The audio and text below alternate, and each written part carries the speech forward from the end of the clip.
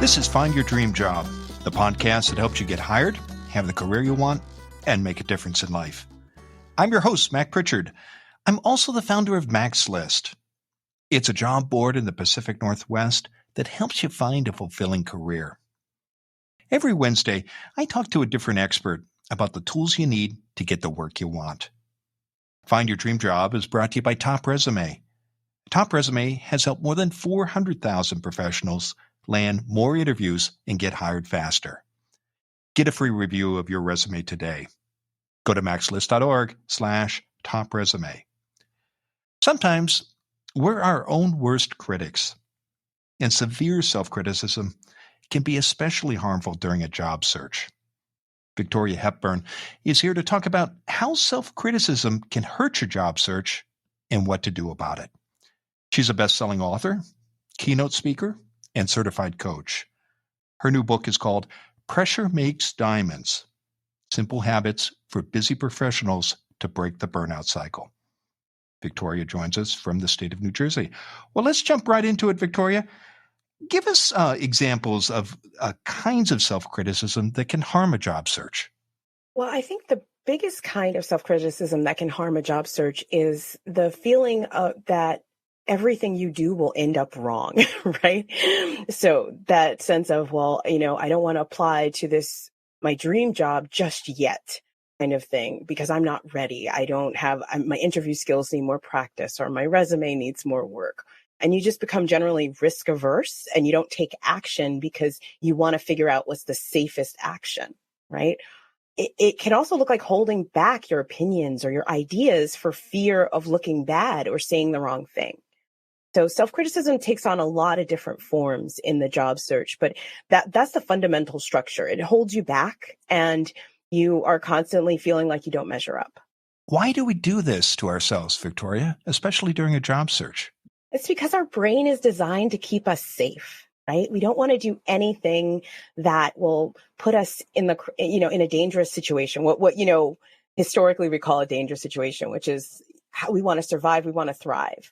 And the brain has a negativity bias. So we're always thinking of the worst case scenarios so we can avoid them. The challenge is most of the worst case scenarios don't come true. And the brain is super smart in that the more we think of negative things, the more we think of negative things. And it creates that vicious cycle. And self-criticism can protect you. It can help you learn from your experiences, reflect on what you could do differently, reflect on how, you could be even better should the situation arise again, right? But if we leave it unchecked, it's a way of thinking that will erode our well-being, our quality of life, and our overall outcomes in our job search. I know we're going to talk about specific steps you can take to deal with self-criticism, but Victoria, before we get started on that, how do you distinguish between good self-criticism and self-criticism that is really affecting you in a harmful way? Well, really, it's about results, right? Are you looking a positive self-criticism? Usually, if something negative happens and you make a mistake, you acknowledge that mistake, you apologize, you try to make it right, and your self-criticism will tell you, you were rushing, or you made a rookie mistake, you can fix that, right? And then it stops.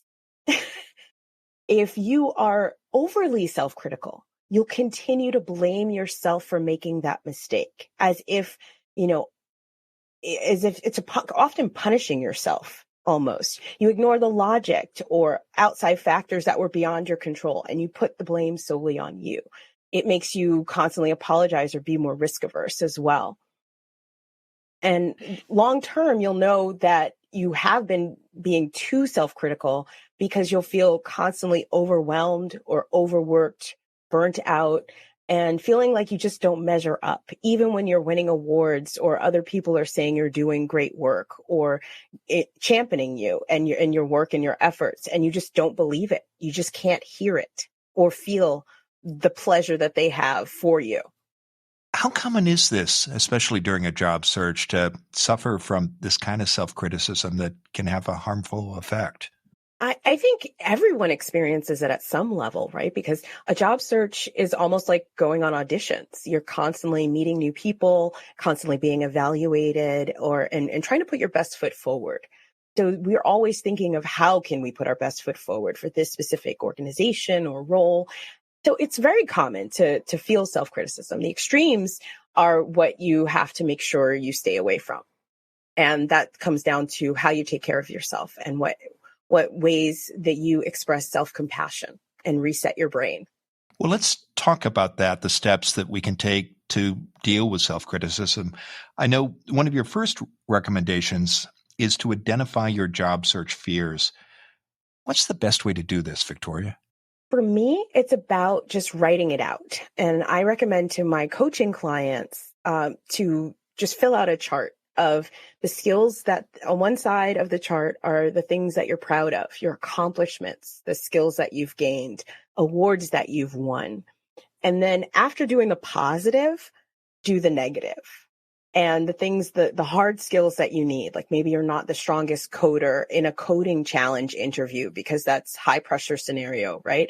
Maybe it's doing a presentation and clicking through the PowerPoint and continuing the flow of your talk. You feel like you can fine tune those soft skills, right?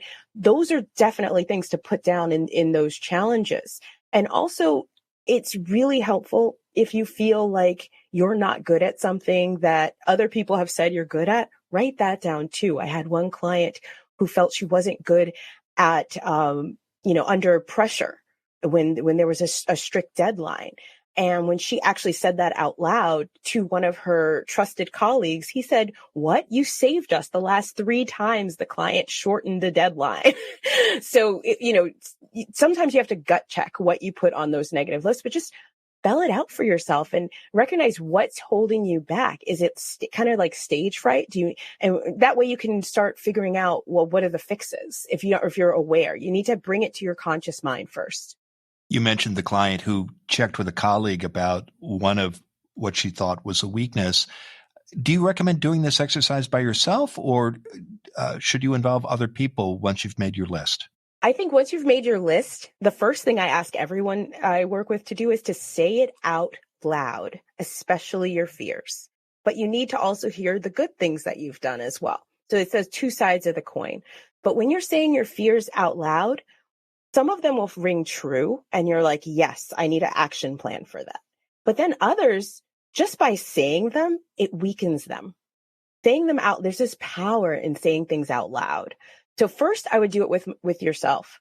Then after you've done it with yourself, the fears that still remain, if you have a mentor or a coach or a colleague who you trust to talk to and to really tell you, to hold up the mirror and show you who you are, then yes, go for it. Talk about these fears and say, hey, this is an idea I have about myself. Do you think this is true? And most people love giving their opinion. So that it's pretty easy to go through that with someone. So you make this list. You've got 2 columns, your strengths, accomplishments, successes, and then your challenges. Mm-hmm. You say it out loud. You share it with a friend or a trusted advisor or colleague or mentor. What happens next, Victoria? What's next is kind of magical for most people. Is usually if speaking with someone else, even if they only, like most coaches, we do a technique called reframing. So we'll restate what you had just told us in a way to like show you we're listening and to make sure that you have heard it. Because sometimes when we're talking, we don't hear what we're saying.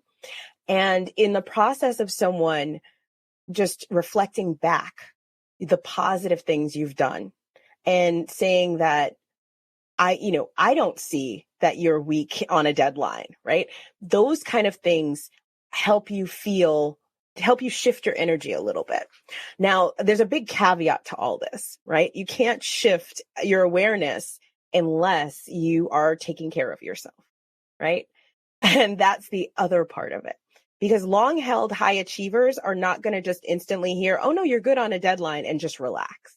There's going to be a process to letting go of that old belief. So this is just phase 1.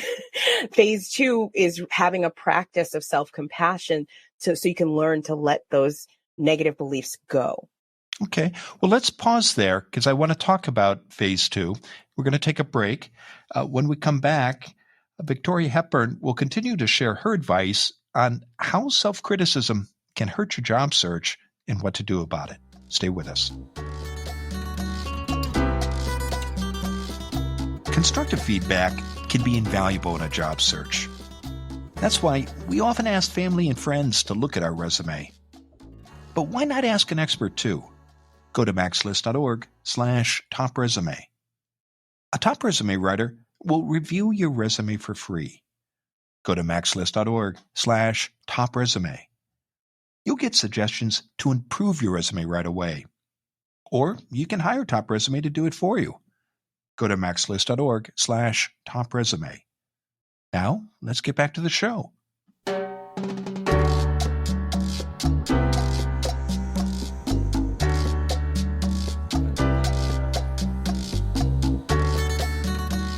We're back in the Max List studio. I'm talking with Victoria Hepburn.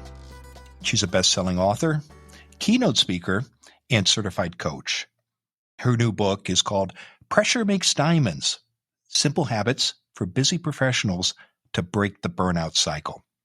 She joins us from the state of New Jersey. Now, Victoria, before the break, we were talking about self-criticism, how it can hurt your job search, and what to do about it. And you laid out phase one, identifying your strengths and accomplishments, looking at your challenges, saying them out loud, sharing these insights with mentors, and then getting ready for action and phase two. Take us through phase two. What does that look like, especially during a job search when you're looking for your next position? Okay, in a job search specifically, I always ask people to focus on the self-critical beliefs that are limiting them. Those limiting beliefs are most important because you need to get out of your own way, right? It's something we all know intuitively and instinctively, but the act of doing it is really not as straightforward. So in a job search, I think the biggest limiting belief is that, is with public speaking or presenting your ideas. That's the one I've experienced the most in my career coaching, has been about the comfort in meeting the stranger and being clear in an interview. So, or maybe they're hard skills, right? So let's put the hard skills aside. Like if you need to be better presenter or coding or something like that, absolutely put together, smart goals, work on that. But when it comes to self-critical beliefs, and you've acknowledged this is how you feel, and you've identified, okay, I need to lessen this to move forward, there's a lot of different things you can do. The first thing you can do that I think is helpful is just take stock of, do you have any self-compassion practices or breathing exercises to help calm your mind and to stop your mind from spinning? I found personally, as someone who's a high achiever and holds myself to a high standard, having the tools to really dial that energy back and get myself to neutral is super helpful. So for me, that I usually use a breathing technique, the heart math, heart lock-in, just to get myself to neutral. I also have, I'm trying a new technique I saw recently in Stanford University's research called cyclic sighing. And it's similar to a multi-stage breathwork approach or 4-part breath, in that it helps you to calm your body and your nervous system through breathing exercises. So sometimes breaking that cycle is all you need. Sometimes it's interrupting that thought process. So when those thoughts come up, start moving your body if at all possible. Now, I know some people work from home and that's much more possible than others. But even when I worked in an office, I would do wall push-ups in the restroom and try to ways to get the energy out, get that nervous energy out, because there's a physical component to our fight or flight that we need to address. And so sometimes that would be my way of getting that energy out. Tell us more about how exercise can help with self-criticism, because I think some listeners might struggle to see that connection. You mentioned breathing exercises, moving, just going out for a walk.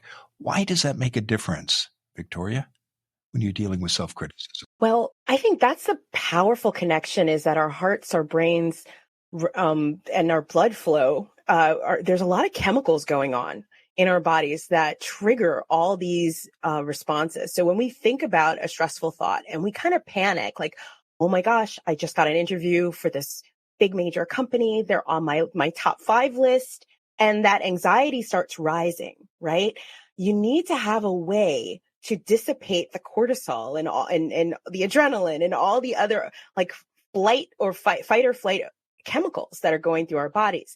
Exercise is a huge benefit to you because it helps you clear these things out. It helps your body come back to rest. There's a great book, by, I believe it's Bruce Lipton, Why Zebras Never Get Ulcers, right? It's because when, stressor in the animal kingdom is the predator's coming. So the lion is coming. Let me run. They get the full stress response, get away from the lion. And then once the lion, they're away from the lion, hopefully, the heart rate comes down, everything goes back to normal. Let's eat grass. Let's sip some water at this next watering hole. Right? We have to, as humans, put a plan in place to dissipate those things. That's why exercise is so critical. Also, general self-care, eating a nutritious diet, drinking water, sleeping, those all impact our thought processes. I know another tip you have for dealing with self-criticism, especially during a job search, is to find community. Tell us more about that and what a difference it can make when you're, say, getting ready for an interview or thinking about applying for a job. Yes, finding community is, I think, the thing we all need right now. As everyone knows, burnout is at an all-time high for people, both who are employed as well as finding work. And having community and good relationships, you don't need a lot of great relationships. 1 or 2, the science is showing us, really help you to calm those, to tune out the fear. It helps you to calm those negative vibes that come through. So the biggest thing I say about finding community in a job search is look for professional organizations in your field, in the industries that your top companies are, and start going in real life or virtual. And then, when you speak with someone, say, hey, I'd love to follow up with a coffee chat. Let's have and get to know each other in a 5 to 10 minute coffee chat. And that will give you permission to take a break from just what you do and learn something else. This new person will say, hey, will encourage you, or you learn something. It breaks your patterns and it gets you out there. And often just taking that baby step of reaching out and can actually help you in your job search because you're widening your network as well. But that's not what it's about. It's really about just making that human contact and getting that connection. And the second part of that is if you have someone in your life who makes you just snort laugh or belly laugh, make sure you put them on your calendar at least once a week in a job search. You need to have something to look forward to that involves other people. So whether it's a phone call or a coffee or a dinner, make sure that you're putting in your schedule the things, the fun and enjoyment and actual people who will help lift your spirits and who don't believe these critical beliefs. What would you say, Victoria, to someone who is under pressure? They've got to find a job soon. They've got bills to pay. And they think, my job is to find a job. I don't have time to go out for coffees or see friends. How can doing what you just outlined help them with their search? As a coach, I will always challenge that assumption, right? I think that I can understand the pressure. There's a huge amount of pressure, but with all pressure, you have to relieve it in order to survive. And you have to think about what have been your successful pressure relief valves in the past, because most people who push don't show up their best as the body gets worn down, as their spirit gets worn down. So if it's 5 minutes or 15 minutes, no one's so busy we can't find that time to connect with someone. And also, the fastest way to get hired right now is through conversations, because that doesn't require you to spend hours updating cover letters and resumes and applying online and searching, right? It's easier to discover things through conversations and tap into human networks right? I think Indeed had a statistic that over 50% of the open roles out there for white collar jobs, professional jobs, are not listed. So in order to tap into those open roles, you have to tap into your network. And that's something I've seen my job seekers go through as well during the pandemic and after. Well, it's been a terrific conversation, Victoria. Now tell us what's next for you. Well, I as you mentioned, my book, Pressure Makes Diamonds, Simple Habits for Busy Professionals to Break the Burnout Cycle, is what I am so proud of because it shares my journey from burnout in a corporate role, working hybrid with a global team, to really not necessarily balancing out my life, but taking the burnout cycle out of it.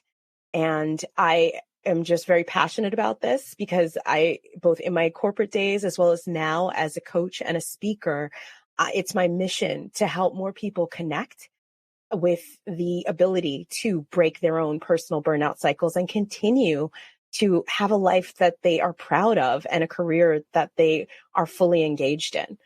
So I'm offering my 8 ways to break your burnout habits checklist at boostremoteworksuccess.com/free gift. Well, that's wonderful. We'll be sure to include that URL in the show notes. And I know, Victoria, you also invite listeners to connect with you on LinkedIn. And if they do reach out to you, I hope they'll mention they heard you on Find Your Dream Job. Now, Victoria, given all the great advice you've shared today, what's the one thing you want a listener to remember about how self-criticism can hurt your job search and what to do about it?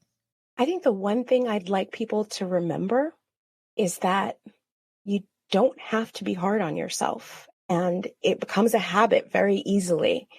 And just by picking up a technique and practicing it to relieve the tension and to show yourself some compassion, so much more is available to you in your job search and in life.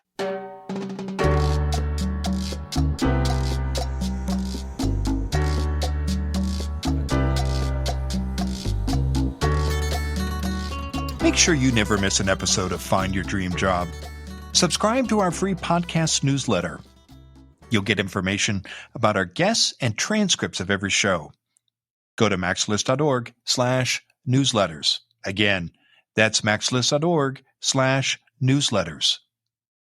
Next week, our guest will be Martin McGovern. He's a career coach, a podcast host, and the founder of Career Therapy. It's an unusual economy right now. Some people may see a job offer withdrawn. Other candidates might receive offers from multiple employers.